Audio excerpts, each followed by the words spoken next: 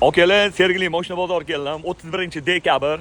Mendan yurmagan Lacetti bormi deb so'ragan bitta ikkita akalarimiz bor edi. Faqat yurgani chiqdi. Bu 18 ming yurgan ekan. Akalar, Lacetti ikkinchi paytda mexanika qidirayotgan aka-ukalarimizga yuborib qo'yilib, buni egalari salondan bitta qo'l ekanlar. O'shandan beri turgan mashina ekan, Sergeliga olib kelishibdi. Buni narxini 12 ming qilib beramiz dedilar. Hop, Lacetti mexanika 1.8 ikkinchi paytda qidirayotgan aka-ukalarga shuni yuborib qo'yinglar, xursand bo'lishadi. Joninglar sog' bo'lsin. 2012-yil probegi 18 ming kraskasi top-toza. Endi ustinglar bilan bemalol yana ko'rib tekshirib olasizlar probeglarni, lekin gap yo'q, hamma narsasi zo'r. O'zini zavod. Hop. Qirilgan, chizilgan, ko'ngilni xira qiladigan joylari yo'q. Holatiga gap bo'lishi mumkin emas. Yaxshi akalarim. Zapaskalar zavod o'ziniki turibdi. Mana. Lekin zo'r ekan.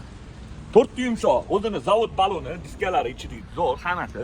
Salon holatlari yaxshi. Radnoyam Zolotoyim yaqini. Menimcha bu salafan ham 2012-yillik salafan bo'lsa kerak. Salonlarda qirilgan, chizilgan, ko'ngilni xira qiladigan joylari yo'q. Mexanika, maytfonlari, zavod. Yana ustinglar bilan bemalol ko'rib tekshirib olasizlar. Lekin manbalari ham zo'r turibdi. 2012-yil 18 ming yurgan Lacetti ikkinchi paysani yana ali o'tsanglar narxini kelishib olasizlar. Bosinglar.